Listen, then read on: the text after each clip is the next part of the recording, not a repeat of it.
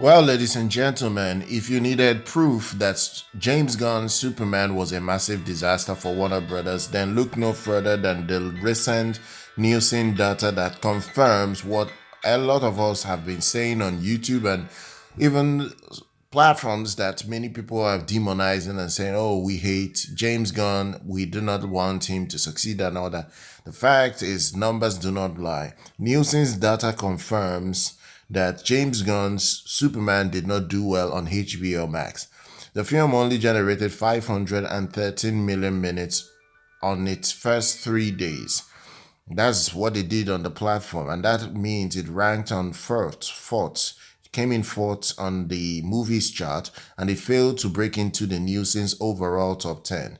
Yes, it did break into their their movie charts of things, but it didn't break into their overall top 10.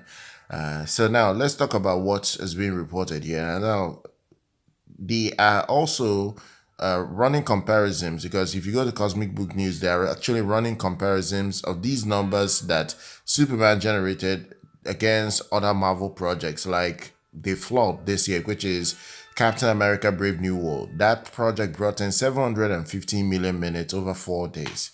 And that's a lot higher. Now, to be fair, people will say, oh, but that's 4 days compared to 3 days. It's true. But we already know that there's no way Superman would have generated an extra 200 plus million in his fourth day. That's not possible. So you are looking at 750 million minutes over 4 days for Captain America Brave New World. Thunderbolts even generated 702 million minutes in its 5 days. So that's even another comparison that you have to put this project against. And these two projects even made the Nielsen's overall and movie charts separately. So that's even something you need to know. These other two Marvel projects made those charts. But yeah, you have Superman could not even make the overall movies chart on Nielsen, which is a problem. Then if you look at the daily average, Superman still trails Marvel's Captain America Brave New World, which was pulling in around 187 million minutes compared to Superman's 171 million minutes per day. So it's still not even as good as Captain America's viewership number on streaming. That's what it already suggests.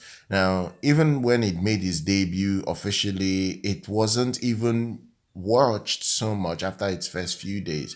So what it means is that the average almost certainly declined after the 3 day window, which makes it even worse than Thunderbolts. Thunderbolts, as a massive disaster, is even doing better than this on streaming, which is insane to say.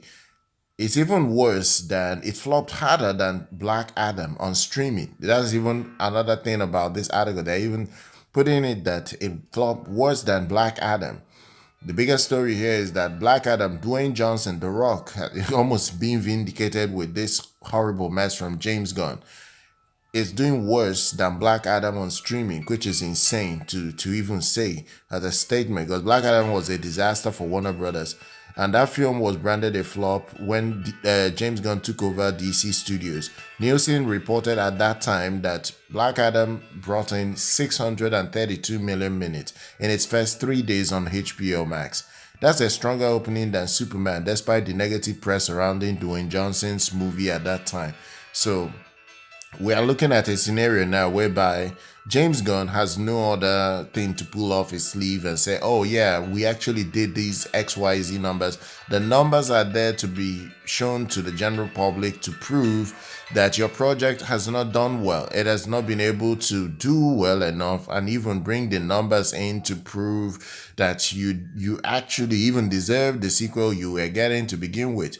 This film only made $615 million at the box office against a budget of $225 million. Even with a small marketing of $125 million, which I know it's a lie, it did get almost $180 million in marketing, but let's even leave that and keep it at $125. You're looking at $350. What it means is that this project needed $700 million to break even at the barest minimum. It still lost money in theaters. And now let's look at streaming. It's still pathetic in its streaming numbers. It is nowhere to be found on the Nielsen's chart. it is just ridiculous how poor this project is.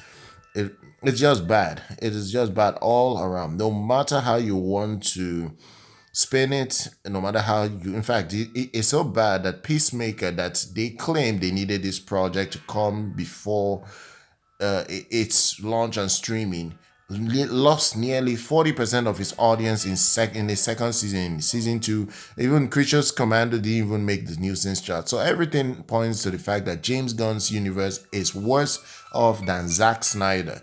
Worse off than Zack Snyder, that they demonized and made fun of and said, oh, he killed the DC brand. Yet, Zack Snyder made more money for Warner Brothers by far, by a very considerable margin compared to James Gunn. Guys, share your thoughts down below. Make sure you're subscribed to the channel. Do like our content. I'll see you guys very much next time.